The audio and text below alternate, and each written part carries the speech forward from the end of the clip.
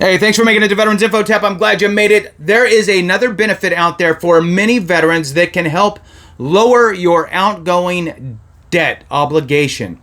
That is big because if you're not paying it, that means you get to keep it, which is essentially a raise for your household. More money staying in the household, maybe disposable income, all of that good stuff. So, I just did a video because COLA is going to be lackluster. And I talked about raising your percentage with the VA, whether it be through an increase or secondary conditions, just other ways to combat inflation, right? And not rely on COLA because it's never enough anyway. So with that, I wanted to share this benefit with you today. I mean, it could potentially save someone, hundreds of dollars per month, which is way more than how much you're going to receive in COLA. So with that, let's jump into it. Hit the thumbs up, subscribe, share with a friend, all that good stuff. I truly appreciate it. Every single person that does that helps this channel expand its reach, and together we can do great things, right? So if you want to support the channel in other ways, consider being a member. You can go to the homepage. You'll see highlighted members there and a join button. All right, let's jump into it. This is regarding refinancing your home, okay? So at least that's the perspective I'm looking at. So for VA home loans, there's a great opportunity to refinance when rates get lower. There's a whole bunch of, so much time between now and the last time that you did and all that stuff. But the bottom line is that you should keep an eye on the market and be ready to jump when the time comes. So with that, I did pull up here some information that came out on Monday, August 26th of 2024. Wanted to share it with you and just kind of keep this in your mind. A lot of people aren't staring at this stuff every day, so I thought this might be a good place to share this. So Monday, August 26th, the bond market opened in negative territory following mixed results in today's manufacturing report. Stocks are starting the week with the Dow up 206 points and the NASDAQ down 98 points. Again, this was Monday. The bond market is currently down, but gains late Friday should still allow this morning's mortgage rates to be lower than Friday's earlier pricing by approximately 1/8 to 1/4% on the discount point side. If you saw improvement from Friday afternoon, you may see a smaller move or no change on Monday morning's pricing. Now, that's a couple days ago, but it's still going to give us some indications on what's happening here. One of the things that I want to throw out is I'm going to talk about the recommendations from this article on kind of the trend and recommendations on floating and locking if that person were to actually be refinancing their home today. So in any case, moving on, the trend has been downward over the last, probably 45 days or so. It was kind of flat before that for about 45 days, and then the trend has been pretty much a downward trend. So it's very interesting. There is some talk that the Fed will be lowering the Federal Reserve rate, which will directly impact things like home equity lines. But usually we'll see mortgage rates start to trend in that direction ahead of time.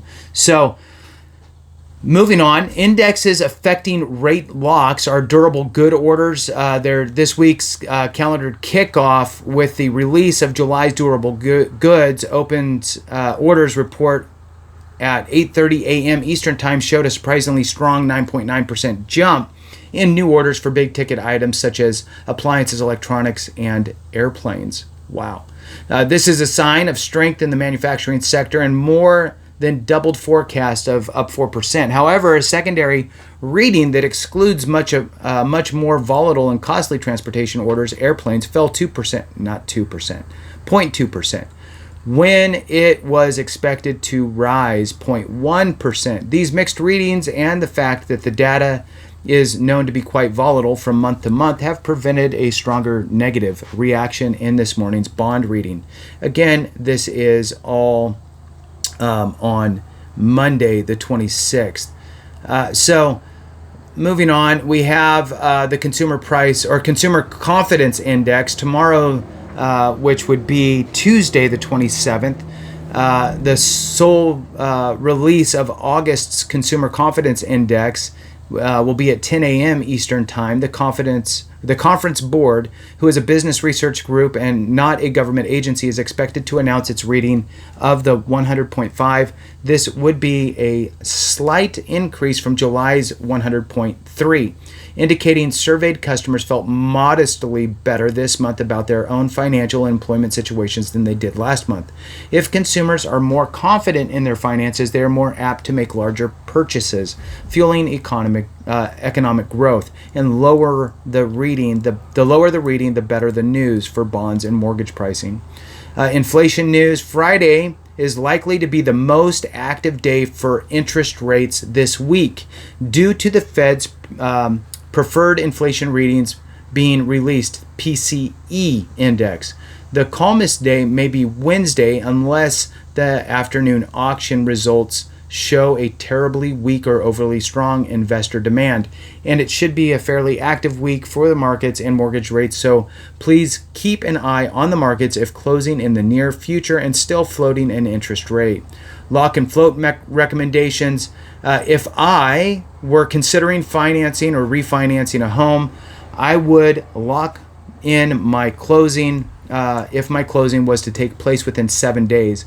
Lock if my loan was to take place between 8 and 20 days. Float if my closing was to take place 21 to 60 days from now. Float is my closing was more than 60 days for sure. This is only my opinion of what I would do if I were financing a home. It is only an opinion and cannot be guaranteed to be the best, or offer the best results or be in the best interest of any or all borrowers. So that's kind of, I guess, the disclaimer there at the end, which is essentially, look, you never know what interest rates are going to do. This is just an educated guess as far as locking and floating. The bottom line is that, you're probably not going to see a dramatic drop or a dramatic increase. It's usually, doing this. But again, it changes every single day. So the one thing that I would throw out there to you is know what your current interest rate is, and have that in mind as you're thinking about what you could do if interest rates drop, what that would look like. And oh, by the way, there's two ways you could do it. If you owe 16 years on your mortgage until it's paid off, you can refinance to a 15-year loan. Or you could do a 30-year loan and make payments that would still get it paid off in a 16-year time period. Be more concerned, in my opinion, about the rate rather than the term, because you can always adjust your term by the amount of your payment. So that's kind of just a little side note. With that, thanks so much for watching. I appreciate you. Have a great one. And remember, if we don't take care of each other, something went wrong.